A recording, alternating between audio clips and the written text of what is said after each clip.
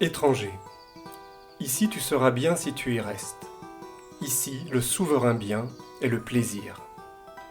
Inscription que l'on pouvait lire à Athènes, à l'entrée du jardin d'Épicure.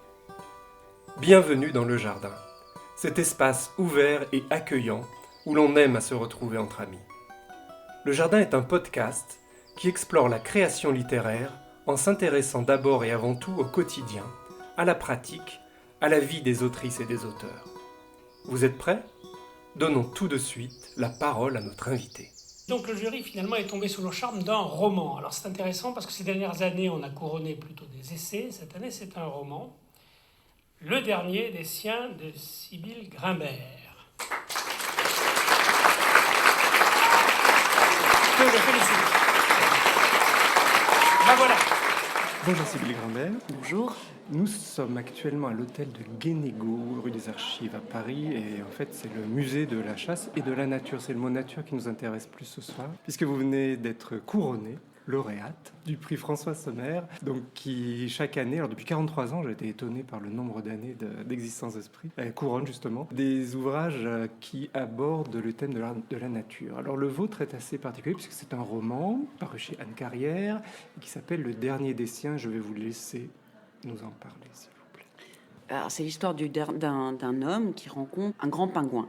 Le grand pingouin a disparu, c'est tout à fait documenté et connu, a disparu en 1848 définitivement de la surface de la Terre. Lui rencontre quelques années avant, sauve d'un massacre sur une île où effectivement ont disparu les deux derniers, je crois, et sauve tout d'un coup un jeune grand pingouin, le garde, d'abord en pensant qu'il va l'étudier, le dessiner, peut-être l'envoyer au muséum d'histoire naturelle de Lille pour lequel il travaille. Et puis finalement va se tisser au fil du livre une profonde amitié. Oui, c'est le mot que j'emploie. Enfin, je ne sais pas comment, de l'amour, ce que vous voulez, entre lui et cet animal sauvage. Et ils vont vivre ensemble 15 ans. Ce qui n'empêchera pas cet homme qui s'appelle Gus d'avoir une famille, une femme, des enfants, de continuer à mener sa carrière de zoologiste. Mais petit à petit, il va se rendre compte, il va comprendre, à une époque où Darwin n'a pas encore publié, donc il ne connaît rien de l'évolution, il ne connaît rien de la compétition des espèces et des individus, il va commencer à comprendre que en fait, il a cet animal qu'il a appelé Prospe et qu'il aime énormément, est le dernier des siens. Et de fait, c'est vrai, c'est le dernier grand pingouin de son espèce. Et à ce moment-là, si vous voulez, il y a une sorte de vertige qui arrive. C'est qu'est-ce que c'est que d'aimer un animal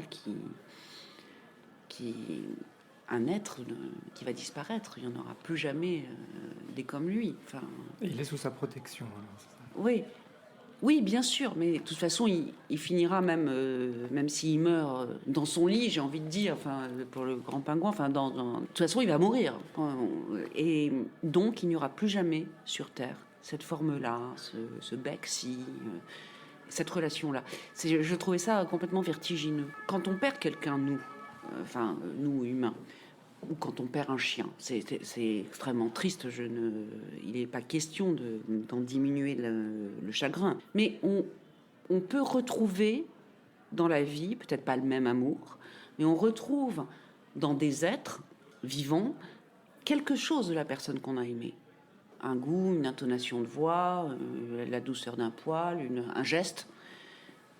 Quand le dernier d'une espèce disparaît, vous ne retrouverez rien, nulle part, qui vous rappellera cet être-là. C'est fini. C'est une mort doublée d'une mort. Enfin, voilà, c'était un peu ça, si vous voulez, l'idée. Et c'est ça, c'est ce vertige-là qui vous a donné envie de saisir de ce sujet C'est plusieurs choses, mais c'est entre autres ce vertige-là. Et ensuite, ça a été et c'est qu'aussi, petit à petit, les animaux avaient fini par beaucoup m'intéresser. À quoi pense un animal quand je crois qu'il fait ceci ou cela, qu'il fait ses griffes sur le tapis? Est-ce qu'il veut m'embêter en habillement au tapis? Je connais la réponse, là, c'est trop simple, mais si vous voulez. Ou Ou est-ce qu'il veut juste faire ses griffes parce que c'est agréable? Enfin, voilà, tout ce genre de choses. Qu'est-ce que c'est? À quoi pensent les animaux quand ils dorment? À quoi rêvent-ils? Voilà, c'est toutes ces questions-là. Psychanalyse des animaux. Oui, j'irai pas jusque-là, mais enfin, interrogation sur une altérité au carré. Ça donne vraiment très envie de lire le livre. Juste, je vais vous libérer tout de suite parce que je sais que vous êtes très demandé ce soir. Vous avez parlé de la relation avec votre éditeur. Parce que, oui. En fait, dans le podcast, je creuse beaucoup la question de la méthode de l'écrivain, d'où viennent les idées, etc. Parce que c'est vrai que c'est des choses dont on ne parle pas forcément d'habitude. La relation avec l'éditeur, et vous avez dit être très proche de votre éditrice. Oui. Non, mon éditeur. C'est un éditeur. C'est une femme qui a lu parce qu'il est malade. Stéphane Carrière. Écoutez, il se trouve que oui, Stéphane est devenu un ami. Il se trouve que comme je suis éditrice par ailleurs et que j'ai une maison d'édition qui s'appelle Plein Jour, on travaille ensemble, pareil. Mais ça n'a rien à voir. Et c'est l'éditeur, alors je le dis en tant qu'éditrice et en tant qu'auteur avec mon éditeur, l'éditeur c'est un partenaire, vraiment. C'est quelqu'un qui vous... je m'en rends compte aussi en tant qu'éditrice d'ailleurs. C'est quelqu'un dont une parole peut vous donner de l'énergie, et j'imagine une parole peut vous saper. Heureusement, j'espère ne pas le faire avec mes auteurs. Enfin, je crois ne pas le faire, et Stéphane ne me l'a pas fait. Donc, non, mais vous voyez, c'est un lien privilégié. C'est quand même un des premiers lecteurs. Moi, je fais lire mes pages. Je veux dire, petit bout par petit bout, là, extrême, à la personne avec qui je vis. Et je fais lire aussi à Stéphane. Je lui épargne petit bout par petit bout. Je fais des paquets un petit peu plus gros, mais pas non plus colossaux. Et c'est ce qui vous donne de l'énergie. C'est un regard tiers, mais c'est un regard tiers amical, et par obligation. Et parce que vous avez confiance en lui. Sinon, c'est pas un bon éditeur pour vous, en tout cas. C'est aussi quelqu'un qui peut vous dire non, là, ça ne va pas. Mon compagnon aussi.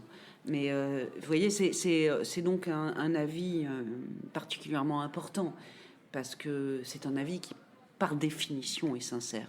Si le lien est bon. Et il se trouve que moi, le lien est bon avec Stéphane.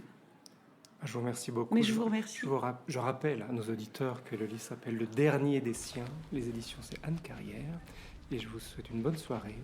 Je vous remercie. Et à bientôt. Tous ces livres nous proposent de mieux cohabiter avec le vivant, tracent une nouvelle frontière entre l'humanité et l'animalité. Sachons prendre la mesure de ce que ces auteurs nous dévoilent, que ce soit par leur imprégnation du terrain, le déploiement de leur imaginaire, car ils sont des sentinelles aux avant-postes, des voies indispensables pour nous pousser à agir. Pour cela, nous les remercions.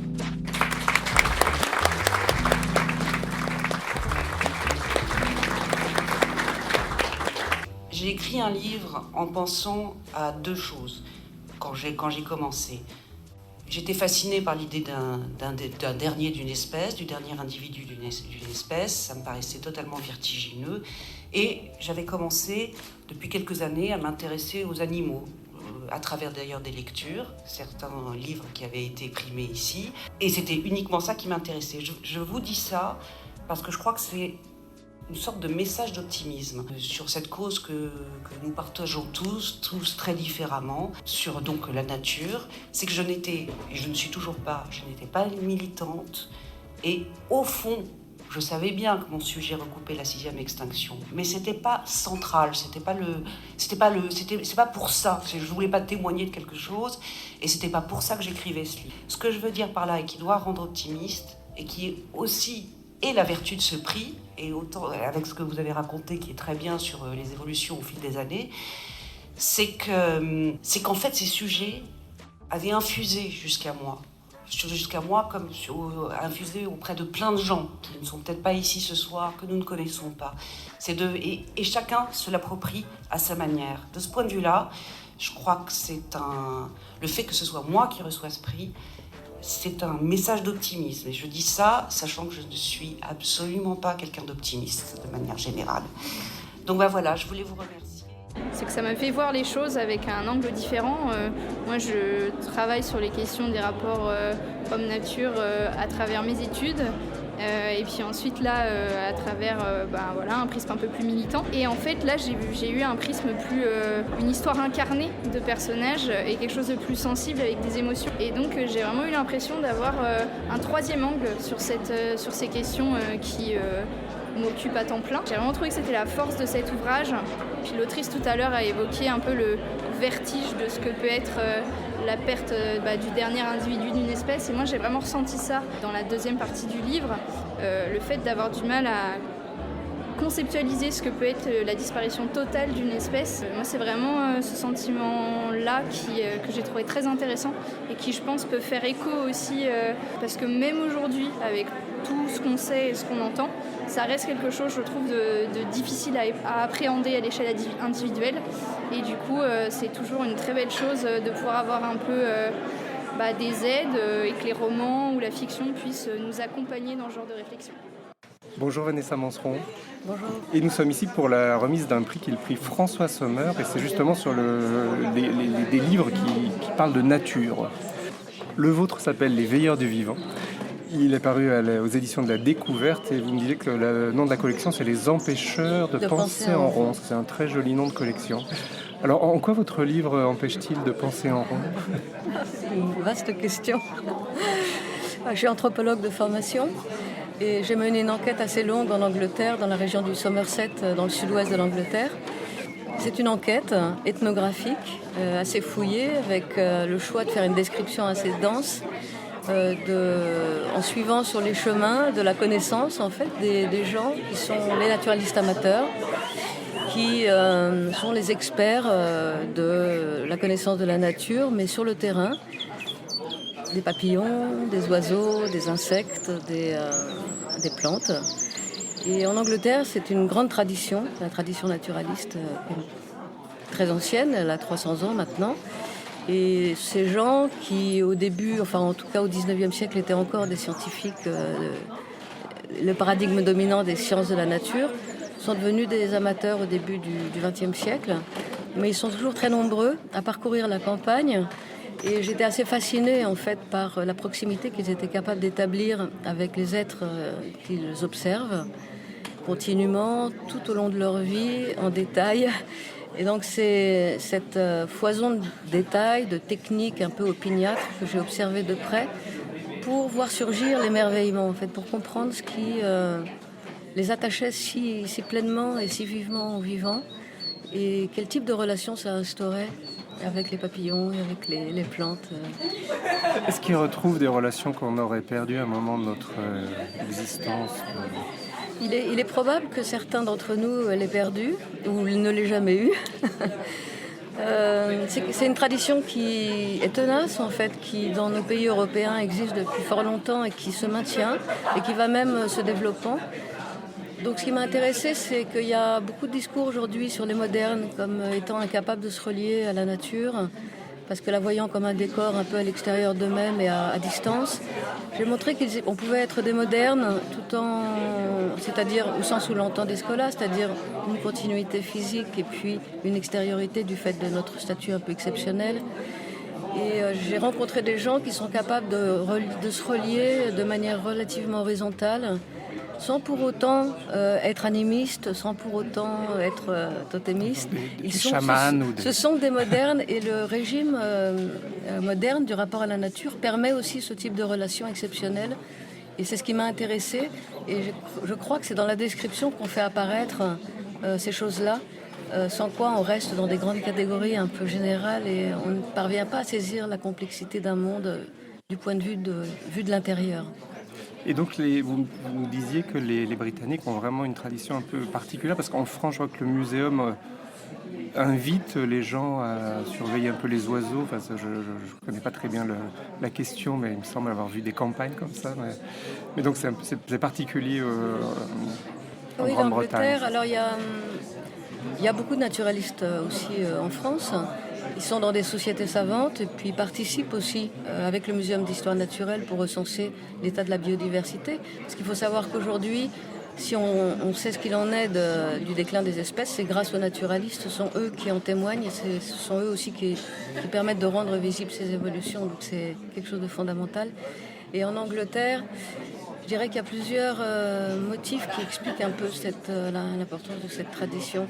Il y a le fait qu'il y a une coupure très forte mentale entre ville et campagne, avec beaucoup de citadins qui rêvent de campagne, qui veulent se relier à la campagne et qui pensent que si on n'est pas un peu campagnard, on a une part de soi-même qui est amputée. Donc c'est un motif très fort. Beaucoup rejoignent les campagnes quand ils le peuvent pour s'inscrire dans ce territoire. Et donc, on s'inscrit dans ce territoire quand on est d'origine citadine par la connaissance, parce qu'on ne possède pas les terres, on peut être un simple promeneur sur des chemins, mais c'est plus intéressant pour s'ancrer dans un territoire de s'intéresser aux plantes qui y vivent, aux animaux qui y vivent, pour établir une sorte de compagnonnage aussi. Donc, il y a cette relation à la campagne qui est différente, avec beaucoup plus d'entremêlement entre ville et campagne qu'en France, avec beaucoup d'allers-retours entre ville et campagne autour de l'existence des gens. Il y a la tradition, je dirais l'influence peut-être protestante aussi, de réalisation de soi dans les affaires terrestres, qui conduit beaucoup de gens à avoir des hobbies, des passions en dehors de la vie professionnelle, en dehors de la vie familiale, et on s'accomplit de la sorte. Et les sciences amateurs font partie de ces possibilités-là. Et donc ça, c'est aussi un motif très prégnant. Et puis la tradition empirique anglaise, où il y a moins de surplomb. Kant n'est pas passé par là. Et donc c'est plus des gens qui vont valoriser une connaissance par l'expérience et par la sensibilité. Et c'est ce qui est intéressant aussi dans cette science, c'est que c'est une science qui permet des relations très intimes entre, disons, des émotions esthétiques par exemple, et des formes de connaissances plus objectivantes. Tout ça c'est entremêlé, tout ça c'est mêlé. Est-ce que vous diriez qu'à leur contact, au contact de ces veilleurs anglais, votre vision du vivant a changé? Est-ce que vous en ouvert les yeux d'une certaine manière? Effectivement, mon travail ça m'a transformé. Et c'est peut-être un véritable terrain, c'est ça, c'est-à-dire qu'on n'en ressort pas indemne. Et le fait d'aller voir des gens qui nous semblent familiers, mais de rentrer vraiment dans leur monde et de le décrire en détail, l'écriture produit un effet qui est celui d'une immersion et celui de déplier aussi leur existence, leur expérience du monde. Et tout d'un coup, ce qui nous semblait familier, tout d'un coup gagne aussi en étrangeté. Et je pense que la description permet ça.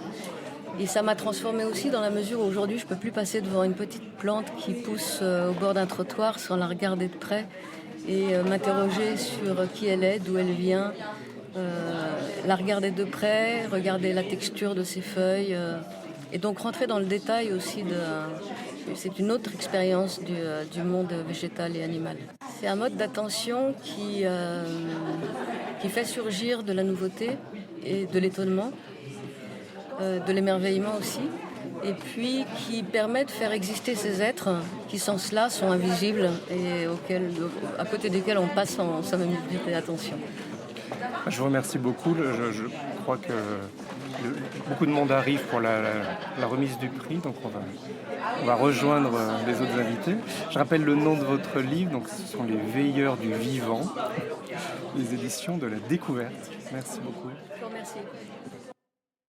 C'est un jury où les gens ont une vision très libre et très peu dogmatique, alors que les sujets qu'on aborde sont souvent par l'espèce de surmoi moral. Quand on commence à parler d'écologie, on commence à rentrer dans un domaine moral assez redoutable, qu'on soit d'un bord ou d'un autre. Il y a les pros, les anti. Et bien ce jury arrive à parler d'autre chose. On parle de la qualité littéraire des livres, on parle de ce qu'ils apportent, on parle de leur innovation, et surtout, on s'est donné une règle, c'est qu'on ne vote pas dans ce jury. On arrive à des consensus. Ça a encore été le cas. Un mot sur la production. Alors, il a été dit, on avait 80 livres. Il y a une énorme profusion des livres consacrés au sujet qui nous concerne. Ça a beaucoup évolué. en thème choisi, surtout en manière de traiter les thèmes. Si on regarde, il y a une trentaine d'années, bon, le prix a 40 ans, mais il y a une trentaine d'années, c'était vraiment des livres écrits par des ruraux pour des ruraux. Je me souviens d'un des lauréats qui avait écrit un livre sur la chasse à la palombe. C'était pas du tout une réflexion sur la palombe, la dernière palombe, je ne sais quoi. C'était la technique. Et ça s'adressait à des chasseurs de palombes. Il y a 15 ans, c'était des ruraux qui s'adressaient à des urbains. Je pense à le roman de Fergus. Et maintenant, c'est vraiment des urbains qui s'adressent à d'autres urbains, ce qui est assez logique, puisque nous sommes presque tous devenus des urbains. 4. Donc il y a évidemment ceux qu'on a cités qui étaient ceux de Vanessa Manson et Sybille Grimbert. Mais je commencerai par les deux autres. C'est Delta de Madame Taillandier. Du Rhône, c'est ça ? Oui, tout à fait. J'étais vraiment emporté par le livre parce qu'il y a beaucoup d'incarnations. On se déplace vraiment à travers les époques, à travers le temps, à travers l'espace que représente le Delta du Rhône. Et nous-mêmes, on est un peu le Rhône qui se déplace, qui se meut là dans cette embouchure près de la mer Méditerranée. Et j'ai trouvé que je visualisais vraiment l'intégralité du delta du Rhône et que j'étais emporté par l'histoire. Le deuxième, c'est Révolte animale, qui est une analyse marxiste de la condition animale et de... C'est ça, c'est un philosophe allemand, si je ne me trompe pas. Voilà, comme Karl Marx, il est dans cette droite tradition, bravo à lui. Et non, j'ai aimé l'approche qu'il a eue, et c'est aussi une lecture assez légère, c'est bien écrit, et on est emporté par une forme d'humour aussi de temps en temps, et de cette lecture marxiste un peu novatrice, une analyse un peu... occulté du marxisme justement, et c'était très intéressant. Et pour le livre lauréat, moi je rajouterais quelque chose parce que ce qu'a dit déjà Emma-Louise avant, ça reprend aussi une partie de ce que je pense, mais ce que j'ai bien aimé aussi, c'était la vision que Sybille Grimbert a proposée de la science et de l'extractivisme dans lequel se situe la science. C'est-à-dire qu'on va aller chercher des informations contre tout, et même au prix d'aller massacrer, peut-être tuer certaines espèces vivantes, et c'est le cas. Il y a une marchandisation du grand pingouin parce qu'on sait que les populations se réduisent, et donc les scientifiques vont aller en chercher pour en empailler et les exposer dans les musées. Il y a vraiment cette vision de la science et de la mettre en lumière. J'ai trouvé ça extrêmement intéressant. Gus, c'est un scientifique, et il se rend compte lui-même des défauts que peut avoir cette science extractiviste, cette science positiviste qu'on a dans notre monde naturaliste. Et c'était vraiment bien. Oui, cette science colonialiste autant sur les hommes et les humains, les femmes, que sur la nature, le vivant. Et j'ai trouvé que c'était très bien retranscrit. Le regard sur la nature se politise. Ce qui n'est pas le cas de la littérature où forcément, en fait, on a dépassé le champ des sciences sociales uniquement adressé aux sciences sociales.